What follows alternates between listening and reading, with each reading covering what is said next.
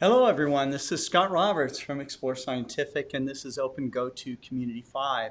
This is actually our 8th episode. So, for those of you who have been watching and keeping up with us, we really want to thank you. We've got tonight our regular group, which includes Jerry Hubbell and Kent Marts. And today's subjects are going to be Southern Hemisphere operation. We're going to talk about guiding and tracking performance and errors that can be corrected on worm drive mounts. And then we're going to talk about how to best get support and help through our channels here. So let's get started. Jerry, you had mentioned about the Southern Hemisphere operation. Yes. Yep.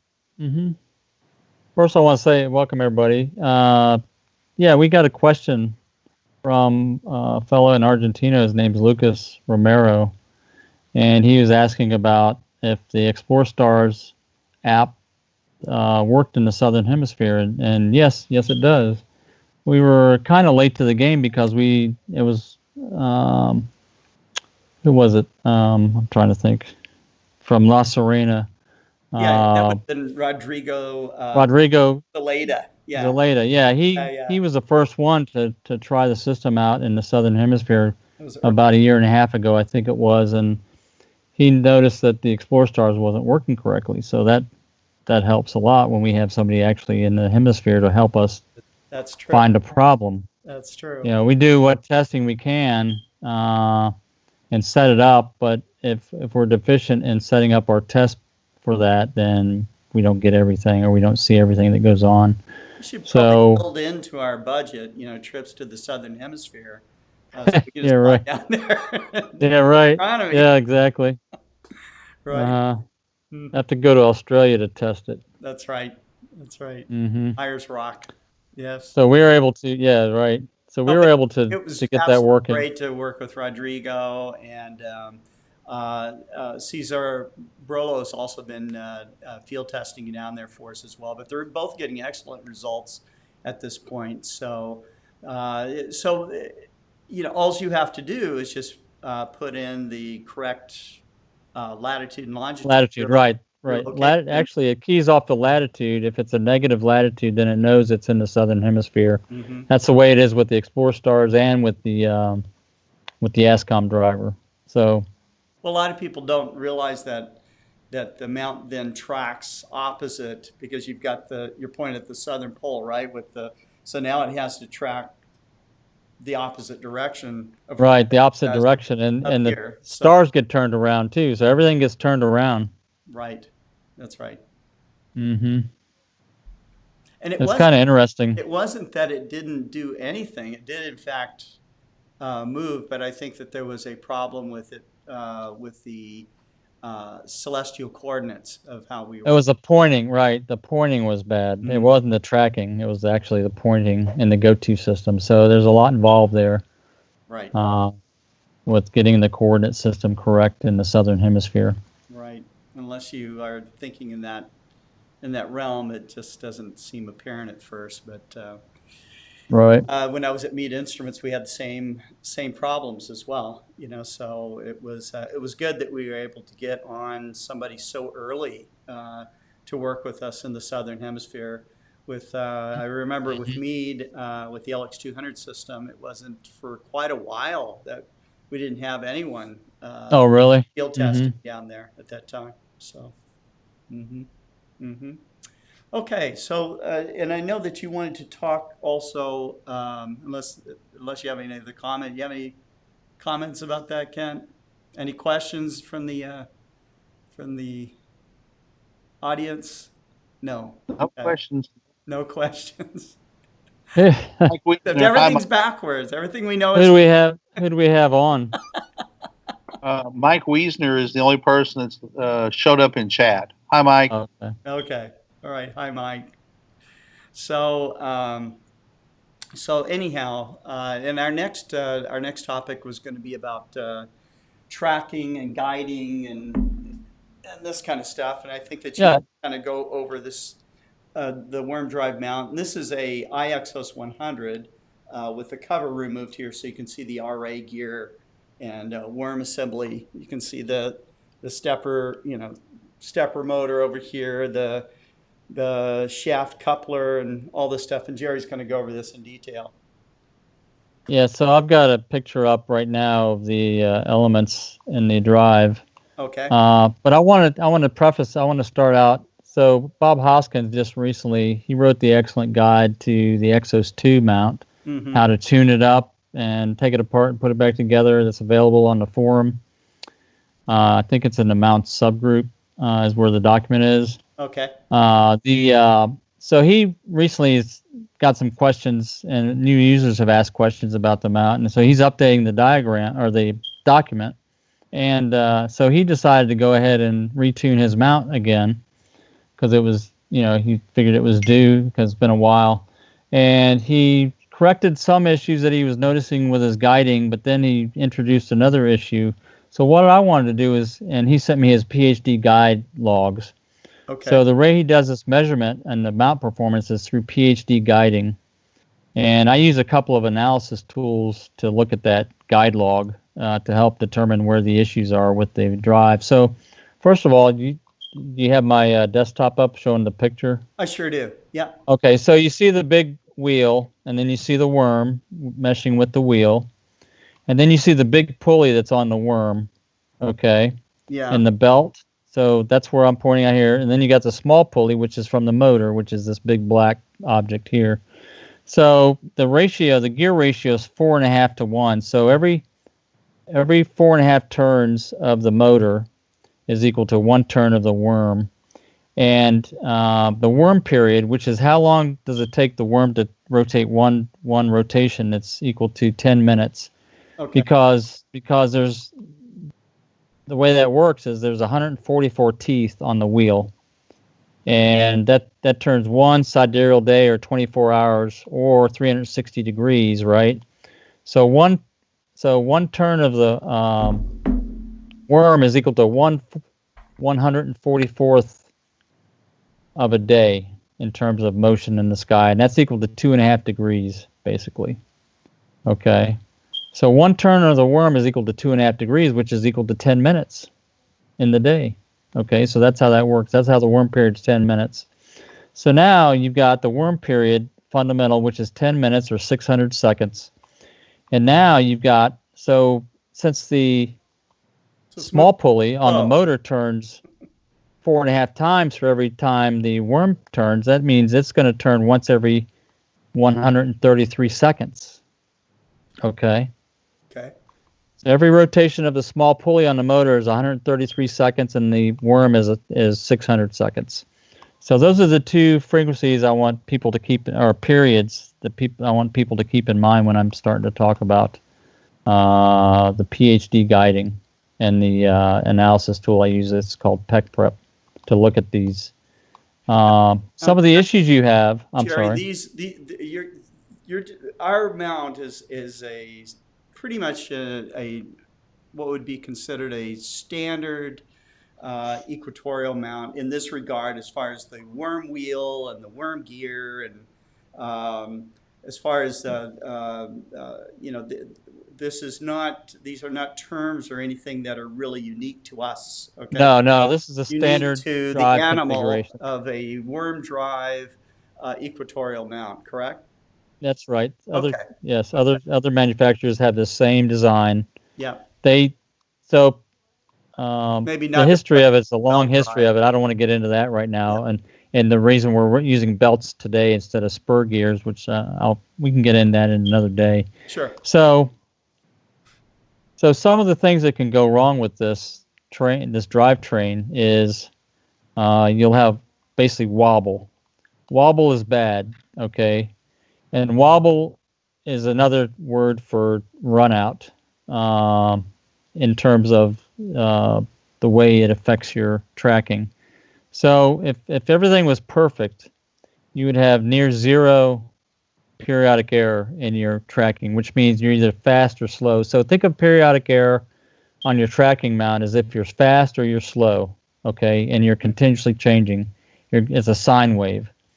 basically. So you're going faster, faster, then you get up to the peak, and then you go slower, slower, slower, and you back out down. So basically, you're moving ahead. You're moving too far in RA, or you're lagging behind in RA. So that's why you get these trails on your stars when you're doing astrophotography. And this is the wobble you're talking about. That's the main fundamental wobble. Yeah. Now, Periodic. there's other wobbles that cause these other periods that we're going to talk about, Okay. and that's what your auto guiding is taking out of the system. It's correcting for those wobbles. Mm-hmm. Mm-hmm. Okay.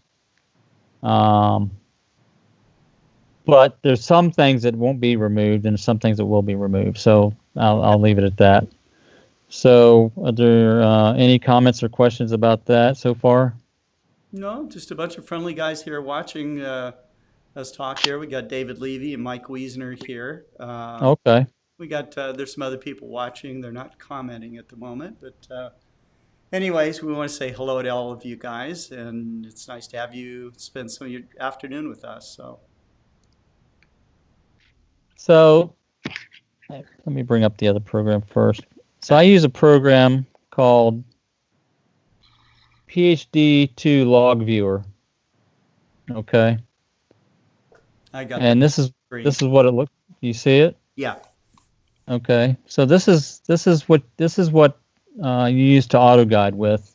The PhD2 is the auto guiding system, and then it creates a log file that this PhD2 log viewer can read and open up and show you what's going on with your mount. So this is what it typically looks like. This is actually Bob Hoskins' trace that he sent me earlier today. Okay. And blue is the RA and red is the deck. Jerry, which mount is this? This is the Exos 2 mount. Okay. Yep. So it's nice things. There's a lot of, so every time he starts a guiding session in PhD2, it records a sequence of data. So he starts out with the calibration. So this is what a calibration looks like. All right. I'm not going to get into that today. Okay. Here's another calibration that he did. And I'm going to move to this really long guide session that he recorded. It's 2 hours and 49, nearly 3 hours of guiding that he did. All right. That's going to be the basis for the analysis I'm going to show you in a minute. All right. So if you look at the bottom, I don't know if you can read that. Over that whole period, the average right ascension error was 1.46 arc seconds. Yeah, you can. Okay. Mm-hmm. Now, if I cut out some of these spiky areas, like here and here, I don't know if you saw where I highlighted it. Yeah, we can, Jerry. Actually, And why? We also need to preface this whole part of this discussion as this is more advanced, discussion about tracking. Right. I mean, this is right. Beginners are not probably should not have to worry down to this fine minutia of tracking error until such time that their overall skills.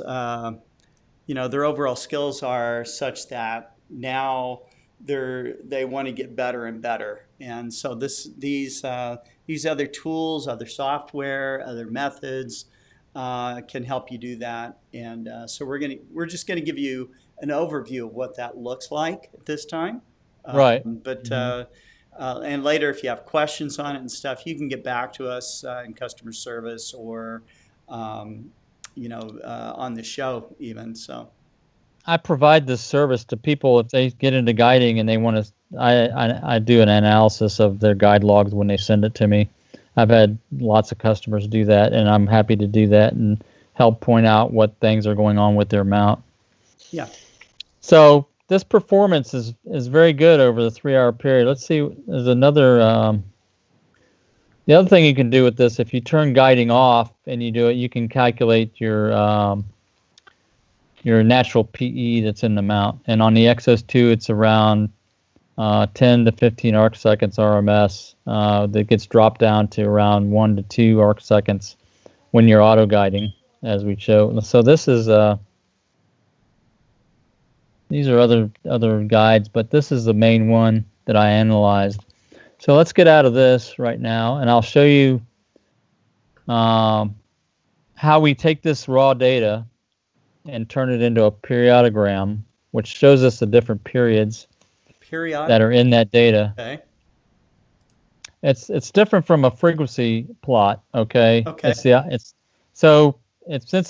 all the periods are greater than 1 second, it's called a periodogram instead of a frequency plot, because frequency plots are in hertz and below 1 second frequencies, or faster than 1 second.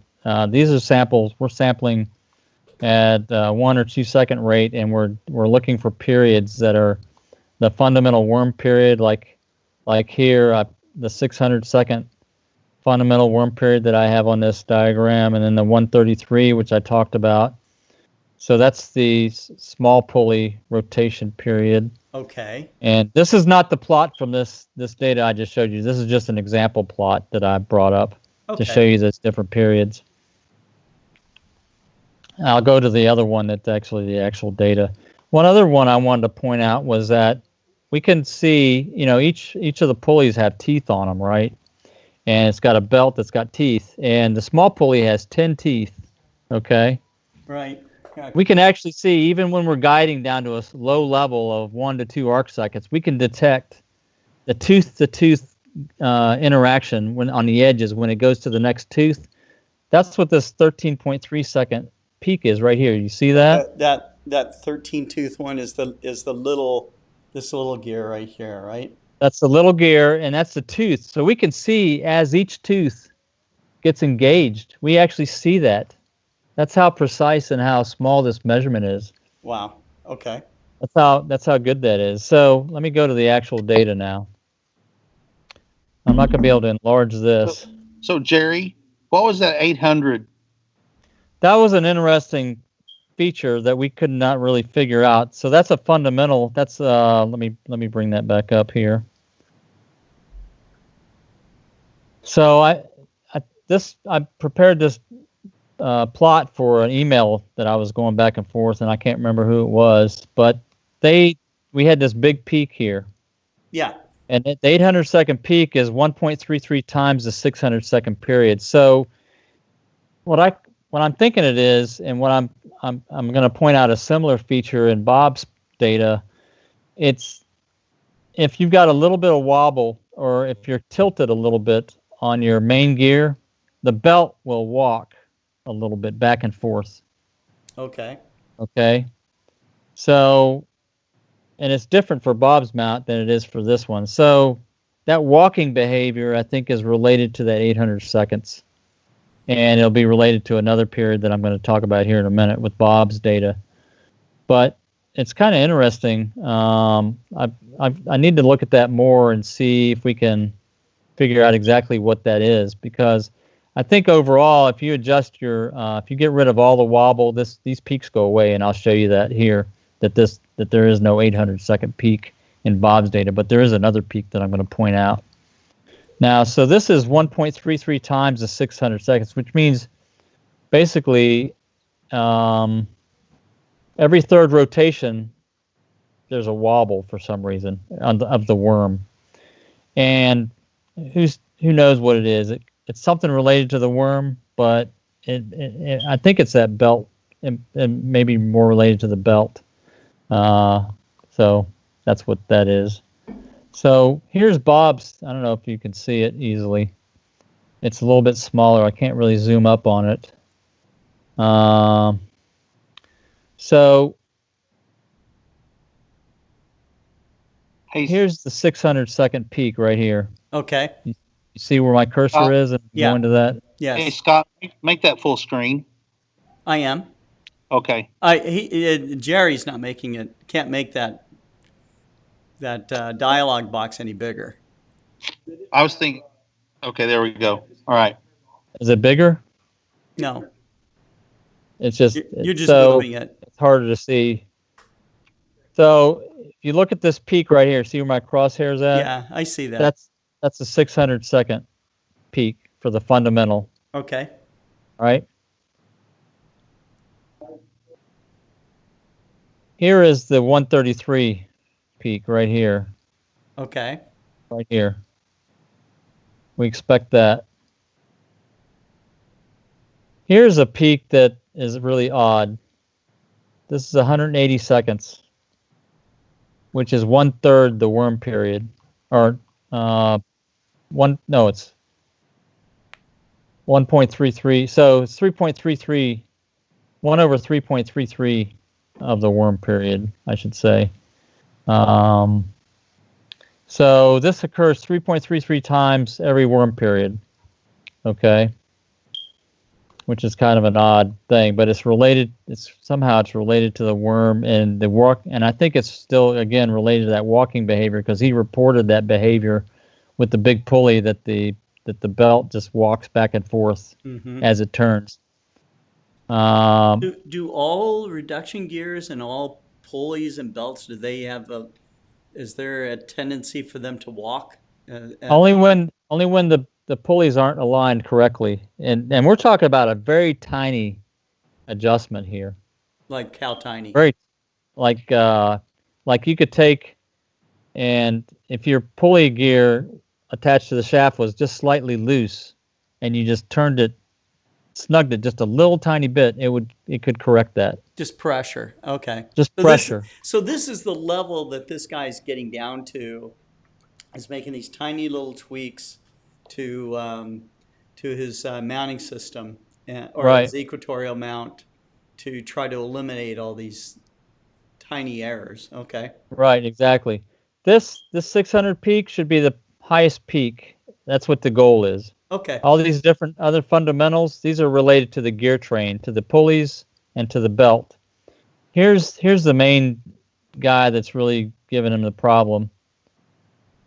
This is the 13.3 second one that I talked about that's related to the tooth interaction. So this could be like what I would call tooth-to-tooth gear error? This is because, yes, exactly. This is because the belt's either too tight or too loose. I see. You'll see this spike because think about what's going on when the thing turns. You've got the tooth-to-tooth interaction, right? It's coming over that edge. It's like a square wave on the pulley, right? Sure. That's the way the belt looks like. So when it's transitioning when it's getting to that point where it's transitioning, it's going bump. It's stepping. It's spiking it a tiny bit as it transitions. And because the belt's too tight, and you'll see it also when the belt's too loose. I discovered that this year also, that it also occurs when it's too loose. So if you see this, if you look at your guide log and you see this spike here that's much higher, or that's higher than your 600 second, that should be the benchmark for how high these spikes should be, then you know you've got a problem here at your belt tension. That's a belt tension problem. Okay, and you can also see it. It's so high that you can see it here. Now look at this value. You notice what this value is? It's like 6 point. Hold on for a sec. Here we go.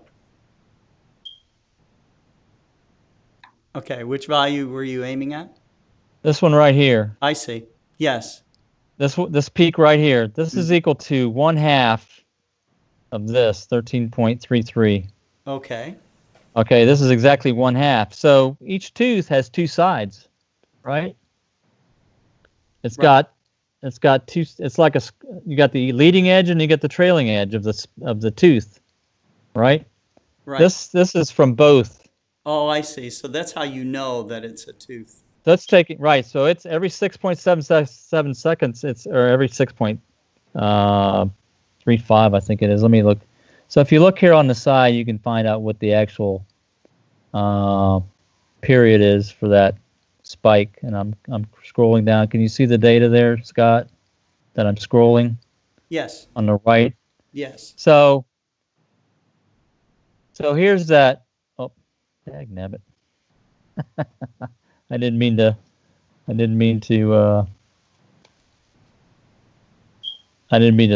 click on that. It'll come back here in a second. So you can see what the frequency is. So the fundamental, the tooth thing is 13.33. There's a lot of data to get through on this thing. And the 6.3 or the 6.2, I think it is. I'll get to it here real quick. I'm not going to.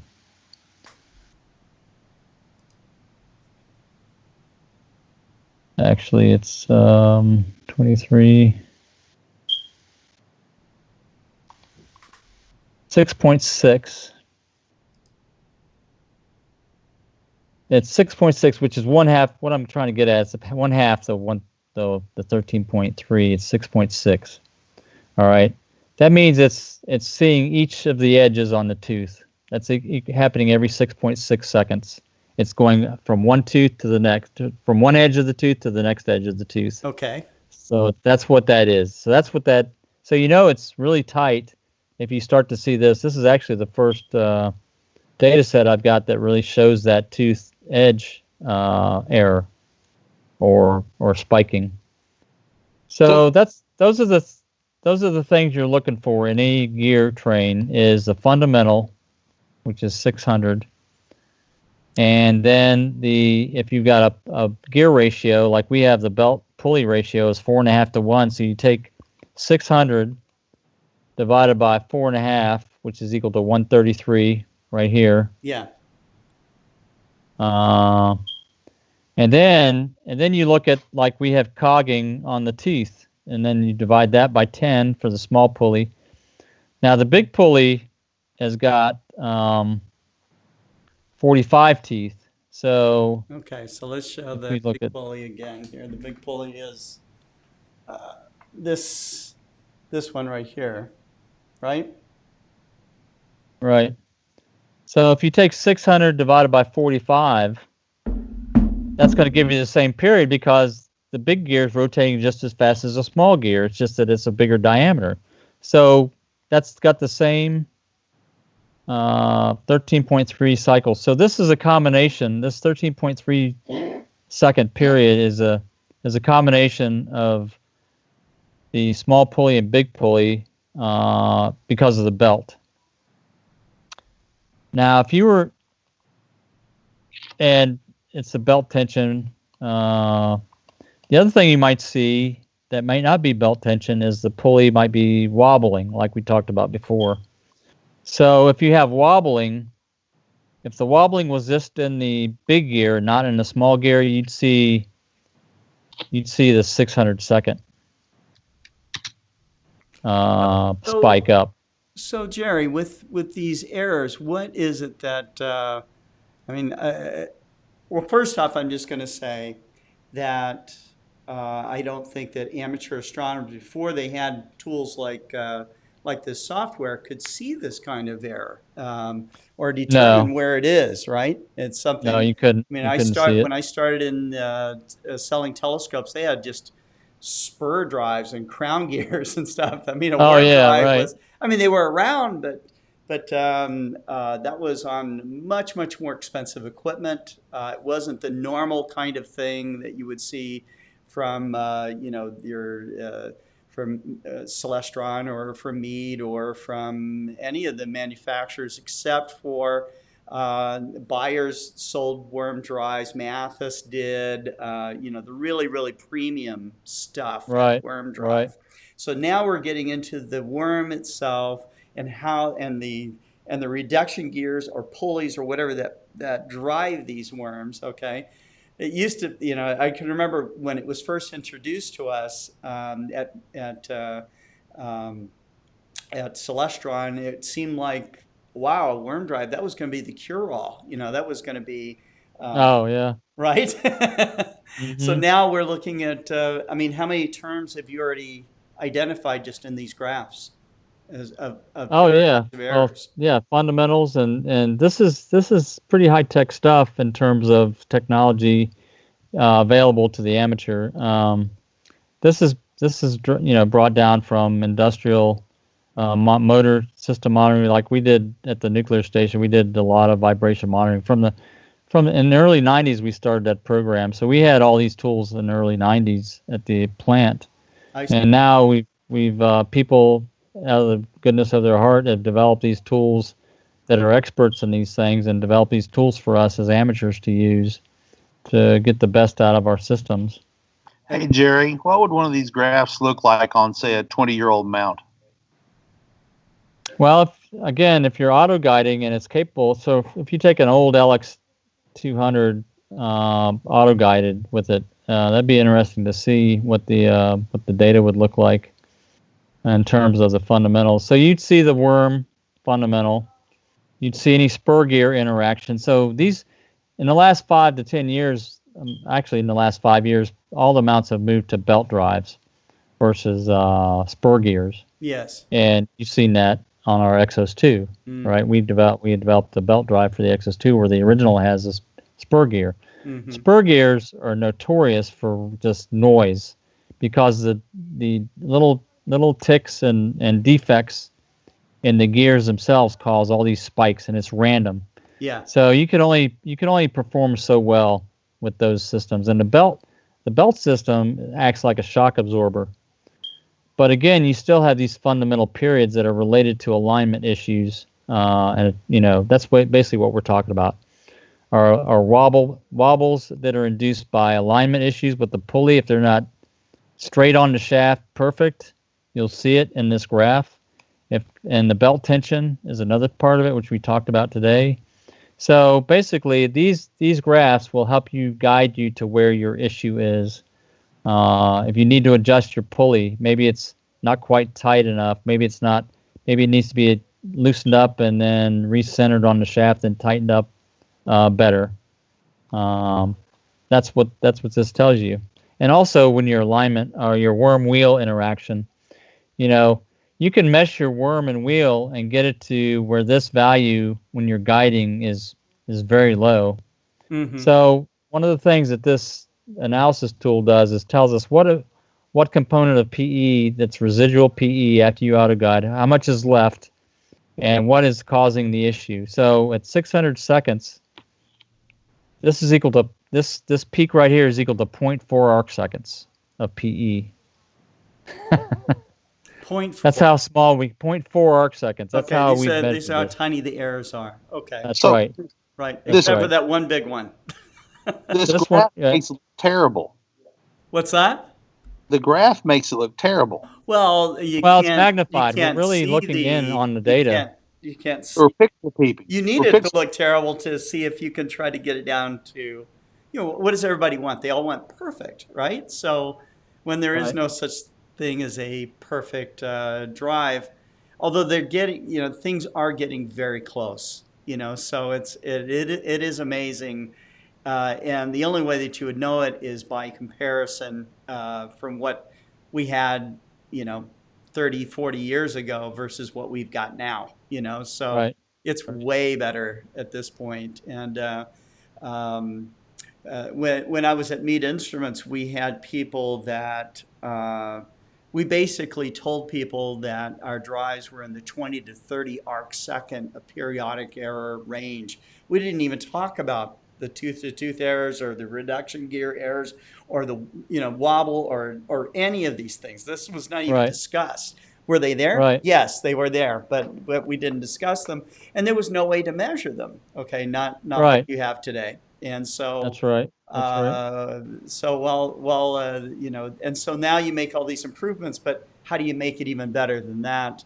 And apparently there are some possibilities of making it better than that by fine adjustment by an experienced user. Yep, exactly. Hey, we have a question from Mike Wiesner. Mike asks, does the Explore Stars iOS app provide this type of visibility? I think no. That's good. Right. No. This application is a very specific app for, and this is PC. Tech Prep, yeah. Tech Prep is what it's called. It's actually part of the. It was developed as part of the EQ Mod driver system. All the different there's apps that were developed that work for all ASCOM mounts, and this tool was developed specifically to create a periodic error correction curve and it will model periodic error corrections to allow you to create a PE curve to install and mount. Some mount systems allow you to install periodic error correction curves and model it. So that's what this Yeah, tool and is for. I think that the LX200 stuff will certainly allow you to do that. So, Right. so yeah, Mike, you should try downloading the software. What does the software cost? It's free. Free. It's like a lot of good things. It's free. That's amazing. Freely available. That's right. That's amazing. So, Yep. Kent, why don't you look up where to download this stuff and Yeah, if you just type in PEC Prep, PEC PREP, you'll find it. yeah, and just put it up there. Um, And people that want to tweak and adjust things, they can do that. I've made it available. I think I provided a link on the forum or some document. I may have downloaded the software and put it available. I can't remember. Mike says, except it requires Windows. Yeah, Yeah, lot of astronomy software requires Windows. There's nothing we can do about that. That's right. This is not like necessary software for any mount.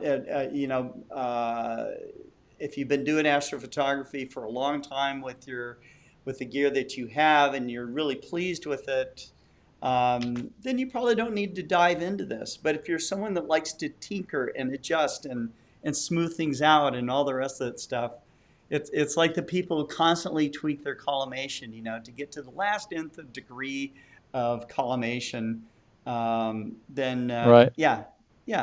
that's what that's all about. And this caters to the lower end mount systems too that don't have perfect gears because you haven't spent $2,000 for the gears, Right. Especially the IXOS 100. Not for the gears. Hang on, $2,000 for 2 gears? For 2 gears, yeah.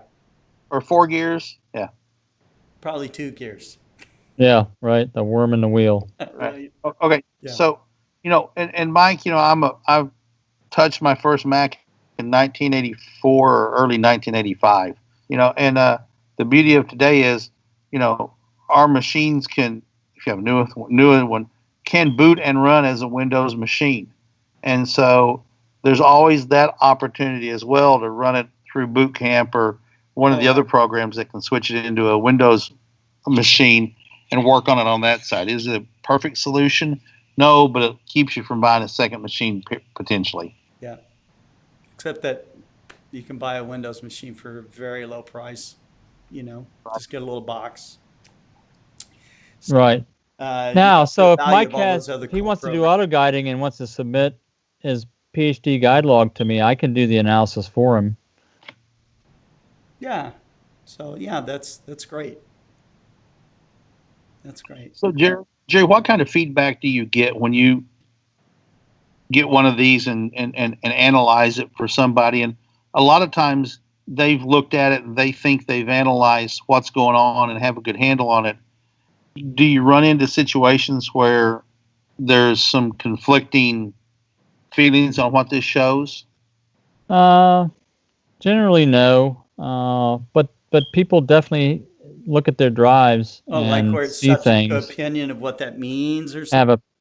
They have an idea of what it is that's causing it, and until you look at the data, you don't know for sure. So I'm absolutely open to anybody's opinion because they know they've messed with their system. They know what they've adjusted. I don't know what they've adjusted. I just can look at the data and see this is what looks like the problem is, right? Or where you might want to adjust it again. So that's typically how it works.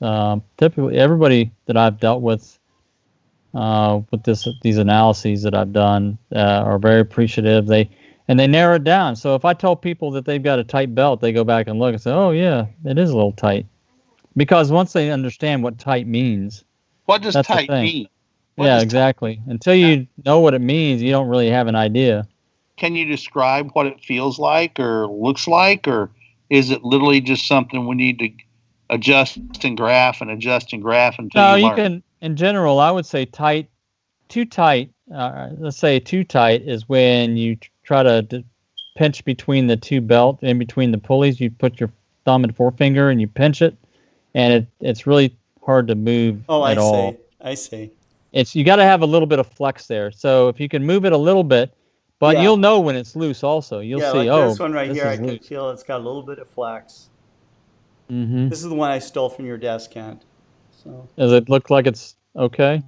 yeah, it feels Does it feels feel pretty okay good. when you pinch it? Yeah, it doesn't seem loose, okay, and it doesn't seem like it's strung so tight, like it's about to, like where it's really really hard. So Right, right. uh-huh. Mm-hmm. So that's how you can know. Now you'll see, now when you drive, the other way to look at wobble, so we're talking about very slow motions here, Hmm. but these motions are actually accelerated when you go track and you run the drive like you're slowing to an object. You can sit there and watch your pulleys and the belt and see if the belt is walking, because all you've done is accelerated time, right? You've taken something that takes 10 minutes to take a few seconds now. So Right. now you can watch it with your eyeball and see, oh, that pulley is wobbling a little bit, or the belt is walking a little bit across the pulley. So that's how people typically see it with their eyeballs, as they I, slew to an object I see. while So watching it. it's like And having then, a fine musical instrument, and you're just tuning it and tuning it till you get this thing to sound the best it can sound. This is tuning your mount to get the best drive performance possible out of it. So, and right, nothing wrong with that. It's cool. It's really cool that they have software that allows you to get some insight into that. And it is true that you have to learn about these other terms and wrap your head around what's going on as far as a telescope drives and tracking and all this. But the more insight that you have, the better you understand your equipment, the better your images are going to be. So or the exactly. less you have to worry about certain aspects of your telescope, which is really the ultimate goal, is to not even have to think about it. That you've got everything so dialed in, and Right, exactly. So right. I just wanted to point out, just for an example, this 13.3 second peak, Yeah. that's the small pulley or the belt tension problem. Okay. That's equal to 1.6 arc seconds of error Right. in So if you had tracking. a 2 arc second night of seeing, you wouldn't even see this error. And we see that a lot. We'll see people who will see a little visually see a wobble in the Exos 100 pulley, and they can't comprehend that it's below the scene. Well, again, think about it this way. This is during auto guiding. Okay, Right? this is when it's been auto guided. This value is not being corrected auto guiding, because again, this is a tooth to tooth interaction. It's a spike.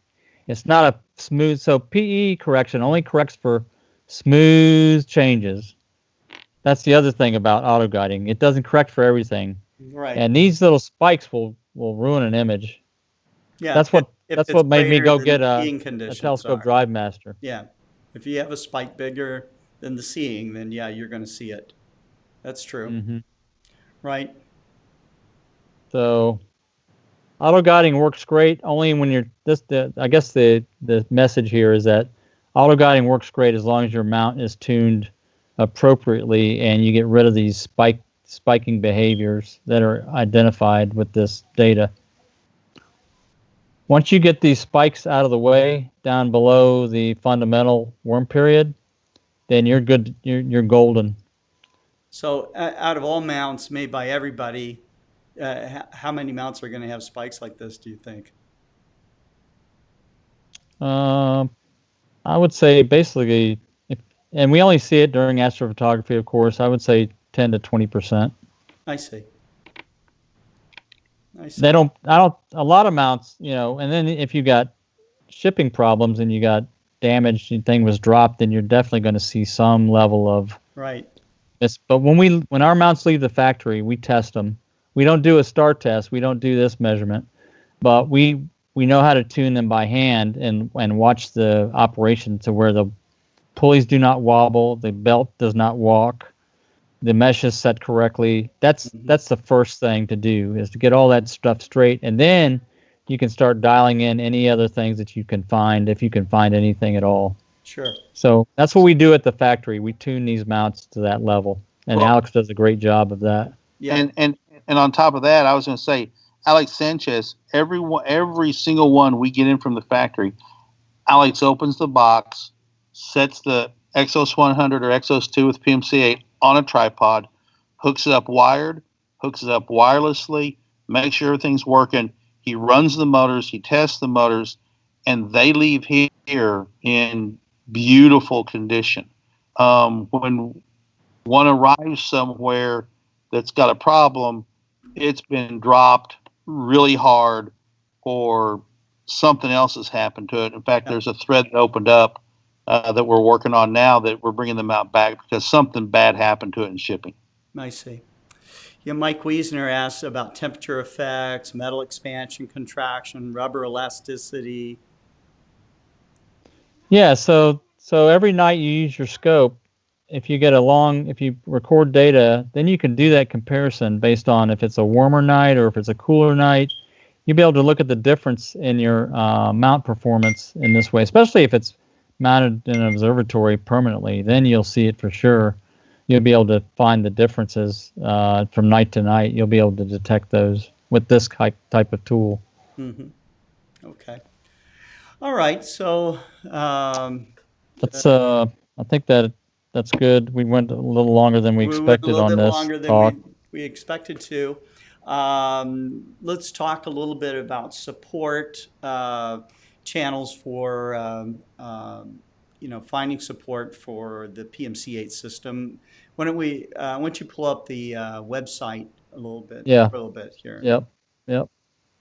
Okay. So here's the front page of the website. And if you look over here, the pull-down menu, the top menu bar has support right here on the right-hand side. And we're going to work a little bit more on this to add a couple things I think Scott and I talked about earlier. But Yeah. you'll see the main things that we want you to know about our support. And one of the main things is people always ask, where can I find PMC-8 stuff? And this is it. Go to our page, explorescientificusa.com, and then go to support and pull down and go there. There's another page that I created, which is our getting started page that we're going to add to this list. In fact, it's in the knowledge base. So if you look here, if you pull up the knowledge base, the first link is getting started with the new PMC-8 system. Bring that all the way up to the top. Yeah.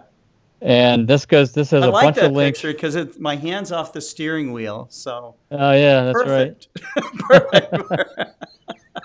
Yeah, that's right. How to control your telescope, and my hands are off the steering wheel. Hopefully, you're sitting in a parking lot somewhere. I think we were going probably 80 miles an hour down the road, something like that. Yeah, we were in the Midwest somewhere. No, actually, my left hand's still on the steering wheel. So you'll always say that. So that's where you can find out. And Kent, you might want to talk about the submit or check apart for a submit or ticket or something. So you can submit a request. I mean, it's real straightforward. You have to log in. You create an account. Go ahead and click submit a request. Let's see what happens. So you put in your email and create a password, and then you will go to. I don't know if you can you show anything on your desktop that talks about it? Hang on. I've got an account set up, but I don't remember the password. Yeah, me too. Yeah. So what we can say in general is that that this is where you go and submit a ticket. We can walk people through the customer function and all of that, and that's something for another show because there actually is quite a bit of support on the site. In fact, it's everywhere. One of the things that also it might be overlooked initially, but the people who are sight impaired, there is, if you go to the home page, you'll see that little blue, here, let me just. Bottom right, Jerry. Yeah. Oh. The little blue man there. If you click on that, go ahead and click on it. you'll see that you can change contrast. You can make the screen larger. Oh, You know, so if you find a type font a little small or whatever, you can change all that. And I just enlarged all that. yeah, yeah, it makes it easier to read. And you know, some people are colorblind, and so maybe those colors are Is that changing what this? contrast, that kind of thing. So all those things are there. Oh, look at that. Yeah, yeah. Someone had to figure all this stuff out. So so that's it for tonight. But Yep. Let yeah. me get out of this mode. But I want to thank everybody for watching tonight. Here coming up in about a little over half an hour, about 40 minutes, we've got Chuck Ayub. He is going to talk about his astrophotography that he does from his light polluted backyard in Detroit. So I'm really excited to have him on, and you know, we will answer any and all of your questions that Chuck may have. Chuck runs a very popular YouTube program called Chuck's Astrophotography, which watched by tens of thousands of people. And he does a lot as far as astronomy outreach with his astrophotography. So we'll see what he can share with us about some of the things that he does to cut through all that light pollution. I think he told me he has Bortle 8.5 skies. It only goes to 9. Okay, so Oh man. right? Yeah. So That's amazing. Might be fun to download the light pollution map and show I exactly think how he's bad going it to is. show that. I think he's going to do this. So we'll see. We'll see. But excited to have him on. Then on Friday, you know, of course, we're going to be on every day at 4 o'clock. Tomorrow, what we're going to do is we're going to jump. This was more of an advanced kind of talk, but tomorrow we're going to jump back to a more beginner's talk and show how to install the Android version of Explore Stars. And we'll do it like we did the Windows version. Somebody asked us to show how we hook up all the cables and everything, so we'll do that too. Okay, so that we don't Yeah. anything out. And of course, we'll probably leave something out. We always do. But speak up if you see it. So yeah, that's right. So, right? and if anybody has topics that they want to that we haven't talked about or that you're interested in, we can put our minds together and figure out how to present it. Yeah. Right. And so yeah, on Friday night at 6, I think I'll make another announcement about that. But 6 p.m. Central, we've got Gary Palmer from the UK, and he's going to talk about his subject is closer to the sun, or a closer look to the sun, and he has just got some mind-blowing stuff of details of the sun and flares and this kind of thing. And I think he's going to share some processing techniques with us, which would be very cool. So if you like that kind of stuff and you love our nearest star, you're going to tune in for that. But we'll see you guys in about half an hour, and keep looking up. Yep. Thanks, everybody. Take care. Bye-bye. See y'all.